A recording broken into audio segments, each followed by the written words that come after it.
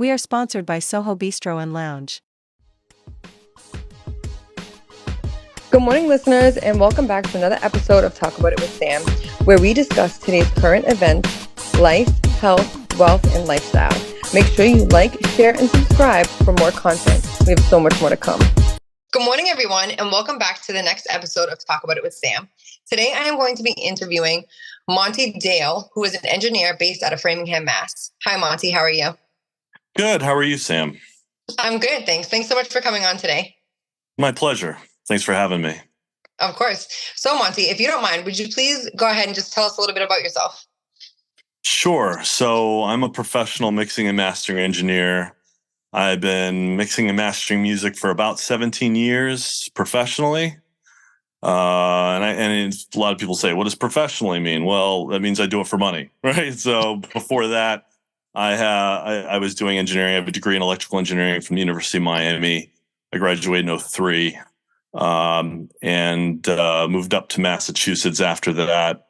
And it was a hobby for a long, long time. For majority of that time, I'd say it was me doing as a part-time thing.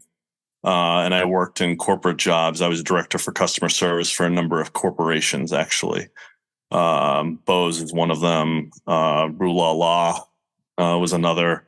And Easy Cater was another. So, United Site Services. I managed 1-800 toilets for a little while. So, I've had some of the corporate world experience as well. But this was always a passion to mix and master music. I've never really been an artist, and I think that does give me an advantage because I can allow the artist to be an artist and I can just be the engineer and take care of that part of it. But over I've been in the current space I've been in for about 14 years. And and right now at the moment, probably in the next 2 weeks, I'll cross 90 million streams on my mixes in the world. And I currently have about 830 professional credits.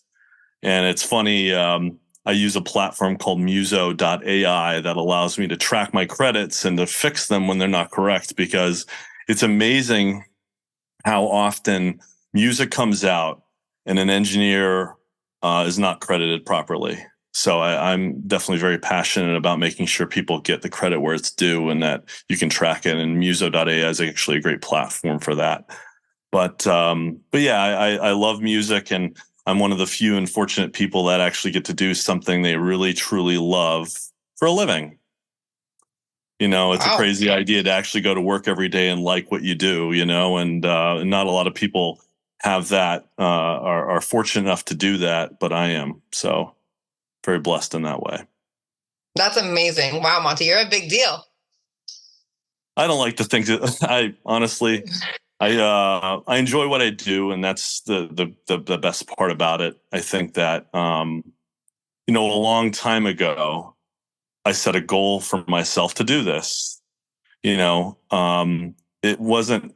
more of like a matter of passion and energy and time and dedication to something that creates something that I've you don't just fall into this spot. It doesn't happen that way.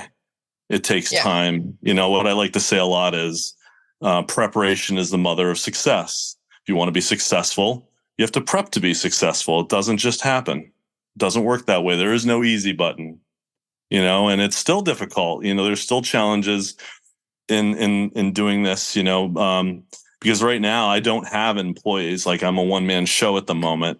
In the new year, that's a part of my business that I'm going to look into. I'm going to look into hiring people potentially. I'm going to look into expanding and utilizing the space I've created in different ways. And it takes a certain level of risk tolerance to do that, But yeah, it's fun.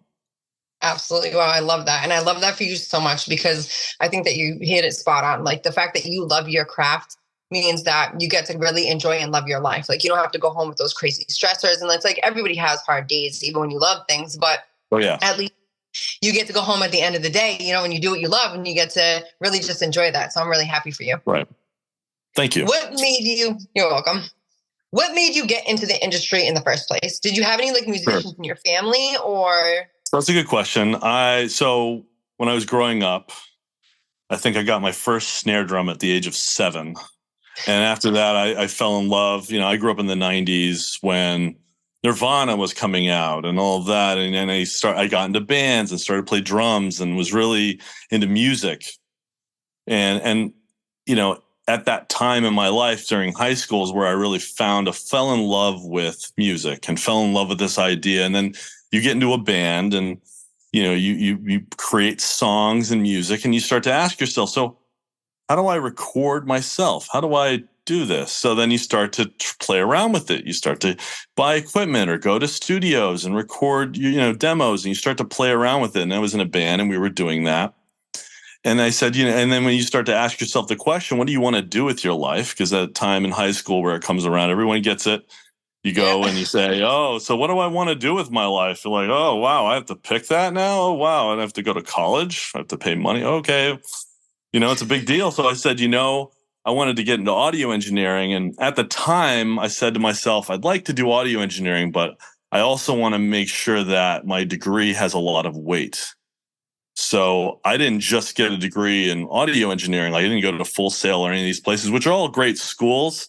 I actually went more traditional, like actual engineering route. I have a degree in electrical engineering, specialization in audio from the University of Miami, and it's an actual BSEE.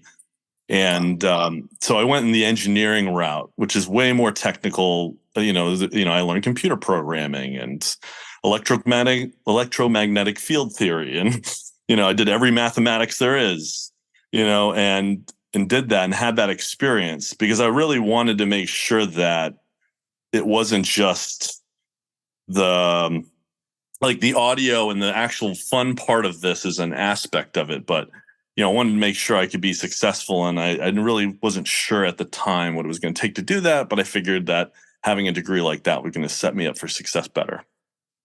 So that's kind of what got me into it, playing in bands and playing music. And then when you start to record your own music, you start to compare it naturally. You say, wow, listen to how, you listen to your band recorded practice.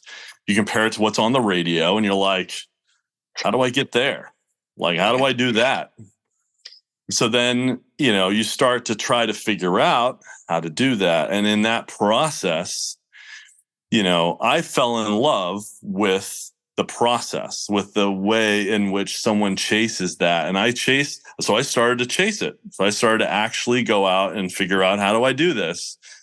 And over a long, long time, you start to realize that it's complex. The answer to that question is not an easy one. There is no template or some shortcut that someone created out there to just hit the button and all of a sudden you sound like that. It just does not work that way.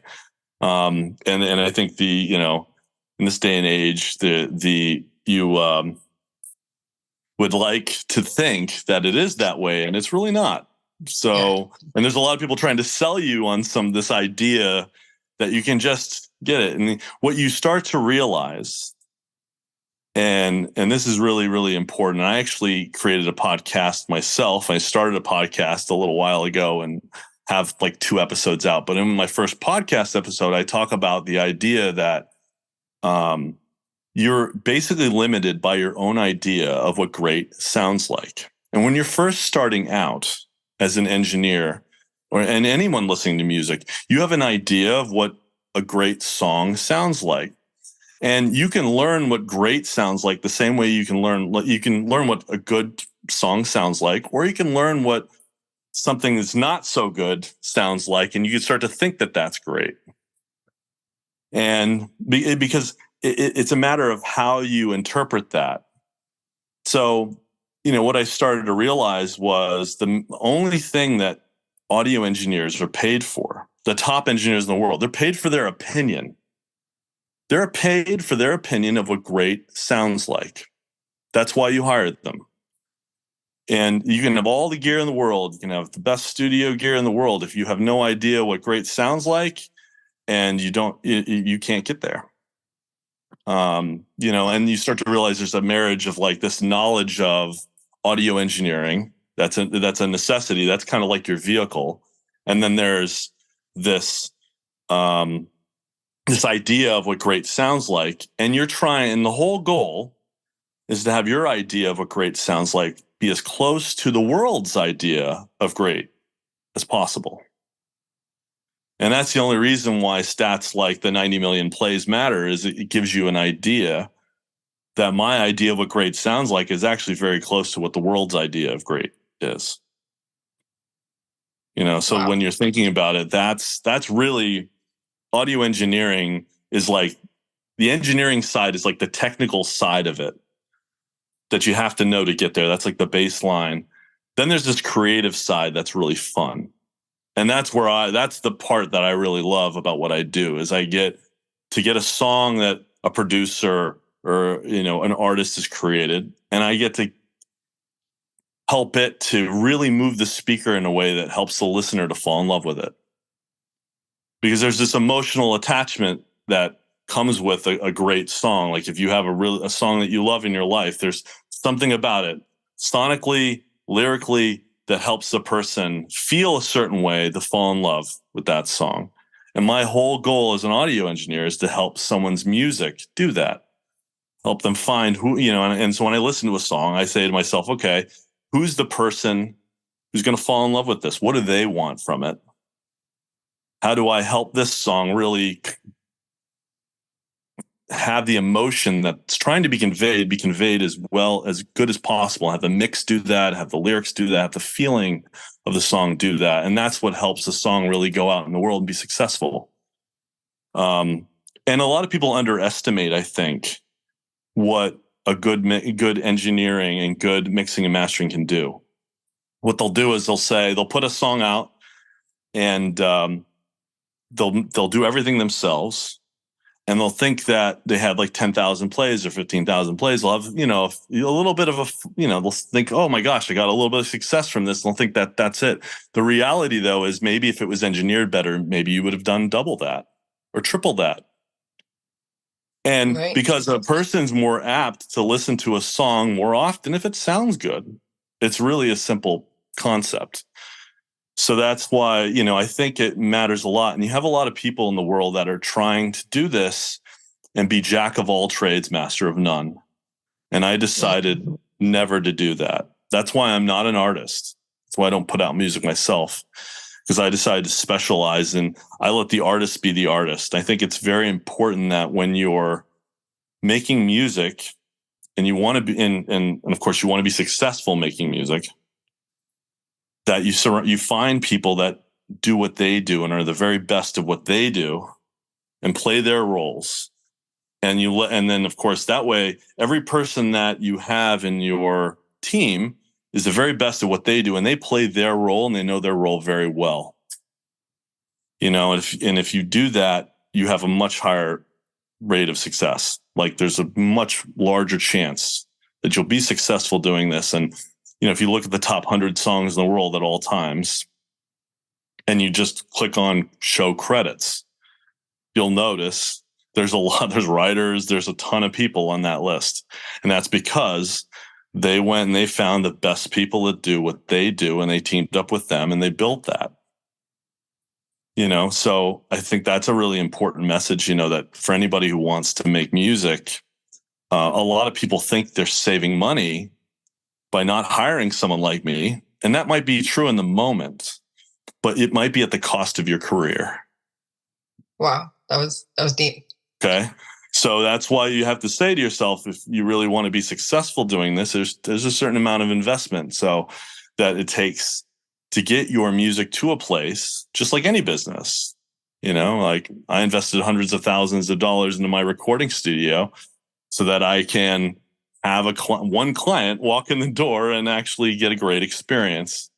And 20 years of doing it and all this work and time, that's the investment in time and energy and money it takes for me to do it. And I think that the newer generation, it's like everyone's trying to find the easy button, and it's really not there. Yeah, I agree with that.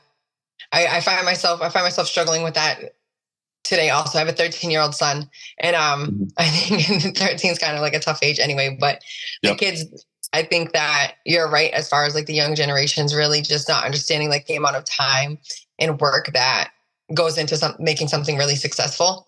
Right. And yep. And there can be two thoughts. And the one thing I'll share on that is you can think about your money in two different ways, short term or long term. Okay. You think about your money short term, you think to yourself, how do I save money today? Right? How do I not spend the money to go to a studio? How do I not spend all this? And how do I do everything myself? Okay.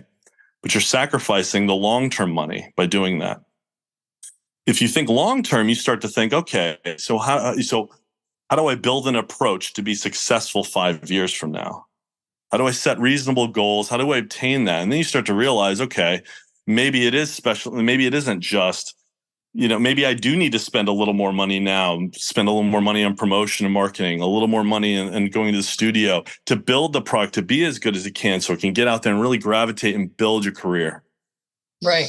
And I think it's you can see a lot of very famous people that have made it in the music world talk about it took 10 or more years of being an artist, of grinding, of investment and doing the hard work to start to make any money. It's right. And it's not, the grind isn't for everyone, this isn't, it's just not. So for anyone that's watching or any of the viewers that don't truly understand what engineering is, can you please explain what it is and why it's so important to music? Sure. So engineering is everything that exists between a song being an idea in your head and it being played on the radio.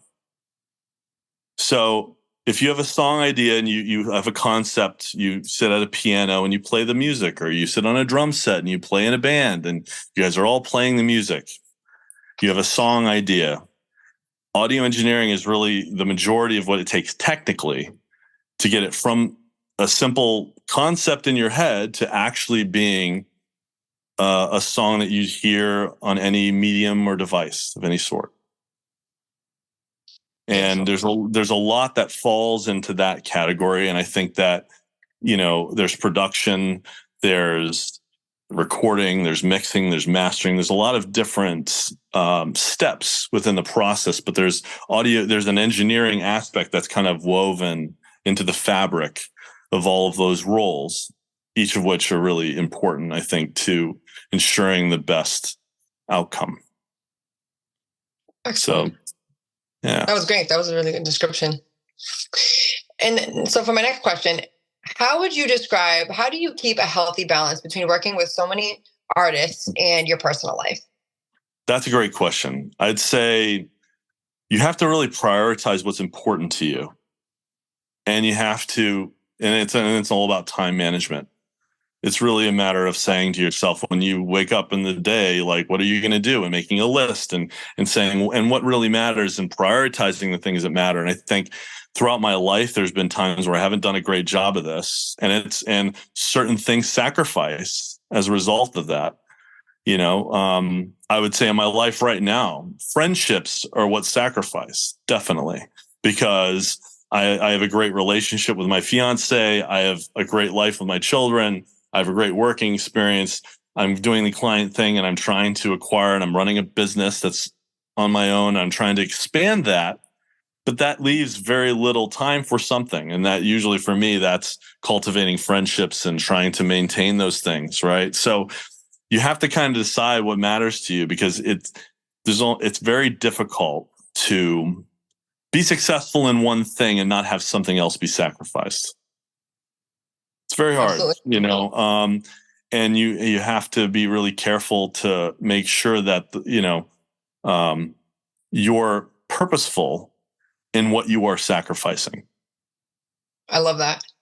Because a lot of people will start to go after something. They really want this idea and they'll only do it halfway, because they'll start to realize halfway through it, wait a second, I'm sacrificing something I don't want to sacrifice. And you kind of have to, so you backpedal, and therefore you never really make it with anything, because you're stuck in this cycle where you're trying to do too much and you haven't decided what really matters to you. You haven't prioritized what you wanted, what is going to make you successful, and the pathway to getting there. Absolutely. So, That was beautifully said. A lot of kind of like what I promote and teach is healthy balances, because I find myself that whenever I get clients, so they come to me, a lot of it is chaos. And how do I figure out time management, and how do I incorporate this into my life without sacrificing this? So I love that you just said that, because that you can't, like you said, you have to make a decision and then you have to stick with it. yep. So a lot of my spiel, anytime I sign clients on, is all about commitment and accountability. My job is to make sure that for you to want to agree to this commitment, and then for me to hold you accountable. But you have to plan on that. Like, once you make the commitment to that sacrifice, you have to understand that it's long term. So that was spot on. That was great. So for our next question, do you think that working in this industry and doing something that you truly love is helpful to your mental health, or do you have other escapes? Do you go to therapy? Do you work out? How do you balance that? Good question. So yes, it's definitely escape. When I have a great song that I'm mixing, that I'm like, when I enjoy the music I'm mixing, it's kind of fun. There's this aspect that's just, and the other thing it's nice is, when you're good at something and you're rewarded for it, right? That feels good. So I think that mentally, definitely. But I think there are other things, like you can't just do that. Right? Can't just all be about work. There's just no way.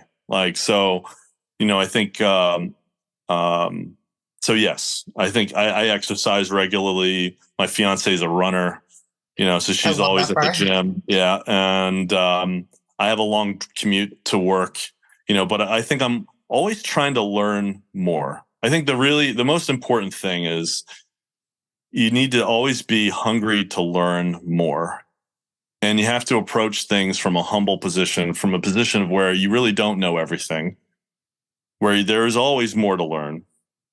And cultivate relationships. The only reason why I'm successful, or I have some measure of success in my life, in my career, in my home life, is because I spent time on relationships and I developed them. And that takes character, it takes follow through, it takes preparation, it takes, being true to your word, delivering. So that way people have this trust that when they work with you, it's going to be delivered all the time, no matter what. That means, and that says something, because if it's only half the time, you're going to lose relationships. Things in your life are never going to be working out the way it should. So I think it starts with being true to yourself and being honest and accountable to yourself to say, when I make a commitment, I'm going to get it done. Mm-hmm. I think that is a really critical piece. Like, success doesn't come without that. Or you might feel like you're being successful for a little period of time, but then it's going to change or fall and vary, and you're going to have this roller coaster of a life, and I just don't.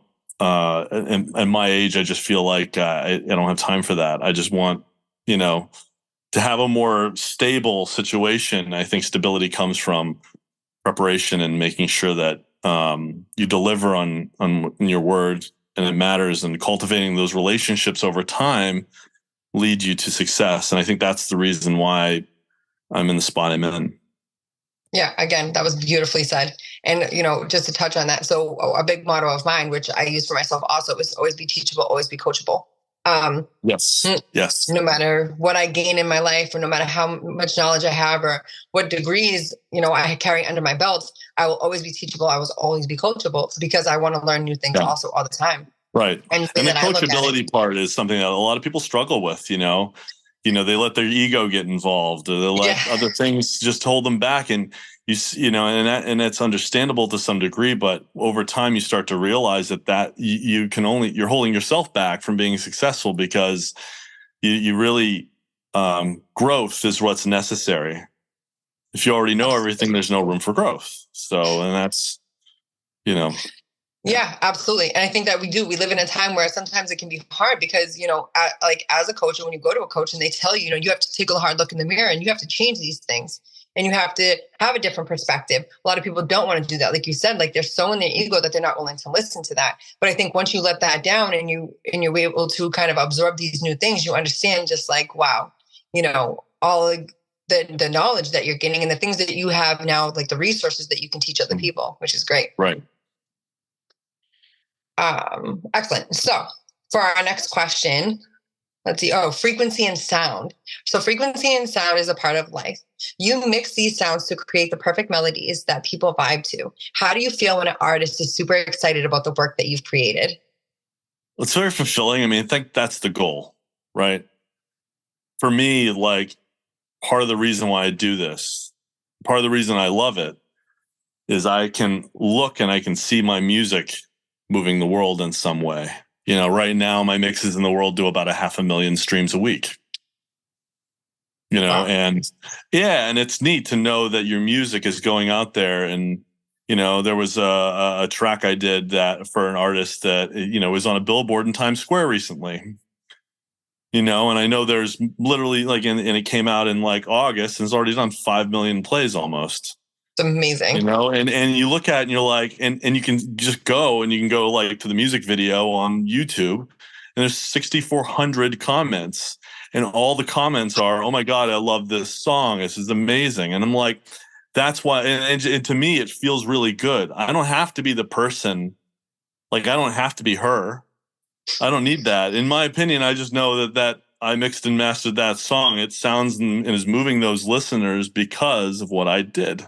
Because actually what they're listening to, I created along with, of course, the producer and the team that he's working with. Because I will tell you, I mean, that, producers having, that's amazing. Because I work with some producers that are just amazing, really, really good. And their ability to create music, and great music that moves the world in a way like that is just awe-inspiring. So I'm fortunate enough to work with some people that are really talented, and but it's fun to be a part of that process and to see your music that you've mixed and mastered go into the world and help people and brighten someone's day and be fun to listen to. And I think that's really part of the joy I get in doing it. Part of it, definitely, and that's always the goal, because I want to make music that people listen to and go, wow. And there's a part of it that I want people to, other artists to hear and go, wow, who did that? That's how I grow. That's how my business improves, is if I mix something that, someone else listens to and goes, wow, I really like the way that sounded. I get more business from that too. And that's part of what's allowed me to create this business I've been doing well in for more than 15 years is that mindset. I think that's probably one of the most fun parts about what I do. It's great. So are you willing to do a little name dropping? Are you willing to tell us? So some of what are the top artists that you've worked with? Sure. So the track I did this year, there's a track, her name is Jenna Davis. The track is called DiCaprio. She was the voice of Megan in that movie, Megan. And amazing song, just, great voice, really, really cool, catchy tune. And it's definitely doing some serious numbers. And it was a pleasure to work on. It was a really fun one. It was produced by Ross Copperman, Walker Hayes, and I can't forget. Hold on a second there. She's huge, so that's why I can't forget. 1 second here. Because it's really, really, it's amazing. It's one of those songs that you're like, I can't even believe I got a chance to work on this. But yeah, so Walker Hayes and Kelsey Ballerini are the writers of the song. Yeah, so just incredible, production, and it's really fun to work on something like that. I did another song this year for an artist. His name is Tennille Arts. And that track's called Summer Don't Go. So I do some country music, which is kind of neat. And I do work on a lot of hip hop locally as well. Like I did all of Cube Ref's, his tracks. I worked on DNA's track. DNA and I had a song, I had a track that had 35 artists on one song. Wow. So each one has 8 bars. And there's literally he created a music video for it. And every 8 bars, the entire scene changes. So it's like 12 and a half minutes, but it's like 35 music videos in one. It's so something like that, it's fun, so it's fun to create music. So I work locally with people that are talented like that. I work with some larger, the producer I work with, his name is Ross Copperman. He's an artist himself, makes some amazing music. I mixed 8 songs for him last year. And I met him through my good friend, Alex Mendoza. Alex Mendoza produced and wrote the track Trampoline from Shade. Did like 1 billion plays in 2020, 2021, I think. So, and I met him probably about 15 years ago. He was one of the producers of a group called the Dean's List. And I work with them. I actually mixed and mastered a record back in 2012, and I'll never forget the day. This is the first day that something really major happened to me. It was April 3rd, 2012. I came into work. I worked for Bose at the time. I came into work. I looked at iTunes, and the record I mixed and mastered was number 3 in the world for sales. In the entire world on iTunes. And this is before streaming. So this is when you had the top 10 and the iTunes. Yep. You go in the store and you see those. Yeah. And albums, it was number 3. And I was like, that's what? Amazing. Yeah, it was really cool. And we had tracks on MTV, and so it was neat to see your music that you mixed and mastered go out in the world and do that, and it's not my music, of course, it's theirs, but I want to say I was a part of that team that did that. And it was really, really cool, to be a part of something like that. And so very talented people, Alex is amazing. So I still work with him today, mixing things. So, and that's what I mean by cultivating relationships, because I think a lot of my success comes from having built strong working relationships. And in turn, those created other, I found myself connected to other people, and I'm creating a relationship with them, and then working with them. And it just grows that way. And I think it's really important, if you don't take the work and the time to deliver, to cultivate those relationships, to really push yourself, to make, to push your own quality to that level, to really, really try, it's difficult to achieve that level of success, because, if you don't deliver every time, if you're only delivering half the time, they're going to go somewhere else. They're going to use someone else. It just won't work out. And so I think that's a huge reason why I'm where I'm at. Wow, that's amazing. And it's, of course, and you need to have a team. There's no I in team. You can't be a one-man show. Nope. So that's right. Beautiful. And you have to let the producer do his job. I mix and master music, and a lot of times, there's this delicate line in what I do where some artists think that there's a production aspect that the mixing should be doing or not be doing, so it's knowing who you're working with to some degree and what they want. And that relationship and that dialogue takes time to generate, because there's some people I work with where they want me to do a lot of production work, not just mixing and mastering. But if I went and I did that to a song from Ross, I wouldn't get the mix. It wouldn't happen. Right. So I know that. So it's a matter of knowing your role and when you need to play it, and what role you play is really critical to being very good at doing what I do, at least, audio engineering and mixing and mastering music. It's understanding what role you play and finding the people that play their role extremely well. And you work as a team to really have it with a shared goal of creating something that's going to move the world. Yeah, absolutely. Can you tell me, where do you see yourself in your career 5 years from now? That's a good question. I think I see me training other engineers to do what I do a bit more. I see I have the goal of winning a CMA, of winning a Grammy. That's a goal I have. Ross has won 5 CMAs. Amazing. So I think it's only a matter of time. If you're working with people that are on that level, it's only a matter of time, really. Yeah. So, and I think, so that's the thing. It's my drive is to try to find, artists that are passionate about making great quality music and see value. And, I invest into these relationships too, a lot of times, especially early on, because I think there's a lot of, there's acquiring new clients for me is something that's very costly. So like you either have to advertise or you have to build a relationship over 15 years and get introduced to someone. It took that long, it took that much experience and that much time and that much energy to find someone like that. It takes that to get there sometimes, so I realized investing into a relationship and investing in my time, my energy, my skill into something, it takes time to pay back, but it does. Mm-hmm. Yeah, that was beautiful. If you had to give the youth any advice on the music industry or like up and coming artists that were looking to get into the music industry, regardless whether if it was engineering, producing, if they wanted to be an actual artist, what would you give them for advice? So the first thing I would say is decide what it is you want to do. And this is really important because you have to decide what role you want to play. Do you want to be an engineer? Do you want to be an artist? Do you want to be a producer? Do you want to write music?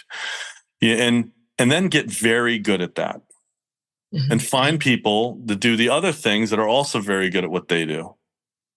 So I think that is really the most important thing. There's a lot of people that waste a lot of time and energy trying to do everything.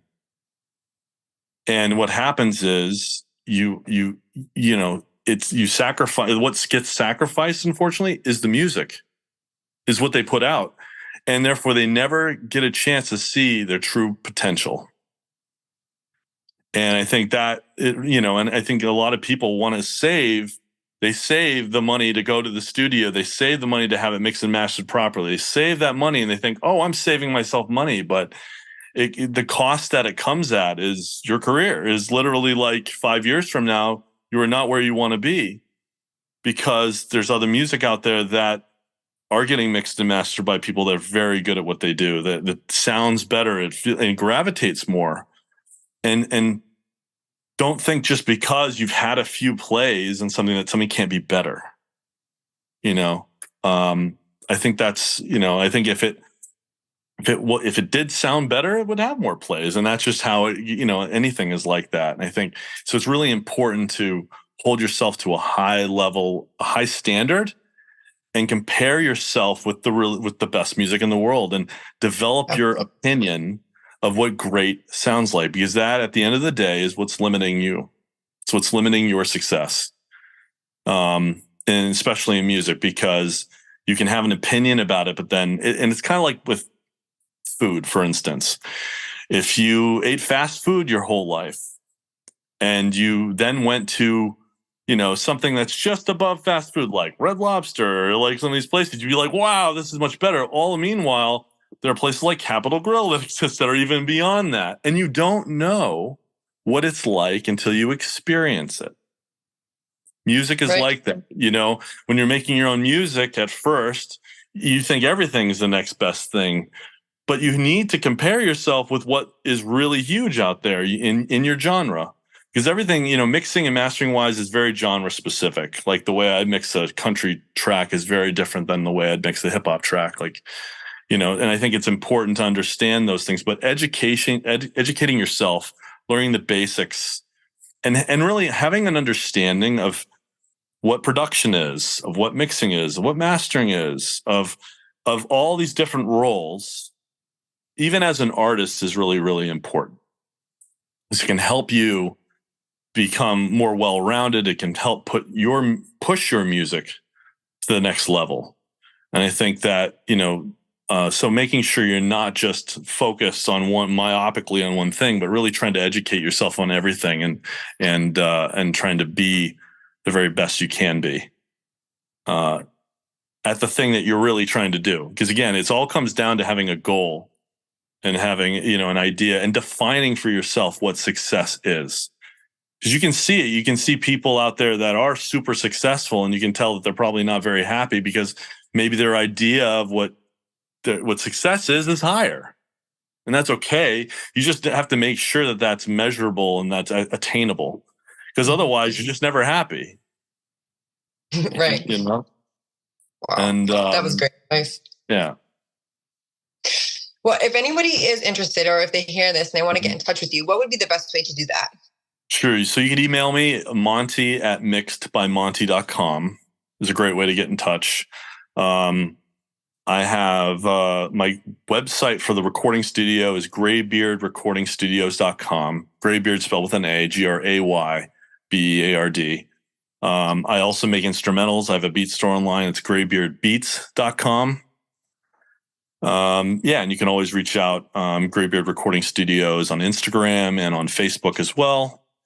And and if you you're interested in learning what your music could sound like, a lot of times what most people don't realize is like, if someone reached out to me and was like, hey, I'm interested in having my song mixed or mastered, I might do the first one for free just to even show you. The reason being is, again, it's like food.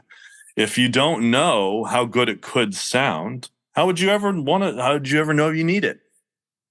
A lot of times I'd be willing to show someone what's possible, because every single time I've ever done that, they become a client because they start to realize they see the value in what I can bring. And then all of a sudden it's valuable, because you don't know its value until you know you need it. Mm-hmm. And that. Yeah. So I think that's important. So I'm willing to invest in my own time, resources, and money into relationships to develop them, because I also like to live by the idea that you just never know who you're in the room with. Mm-hmm. Like, I don't know if Hugh Breff sells out TD Garden 10 years from now, and I'm the guy who mixes and masters music, and I'm big because he did that. Like, I don't know that.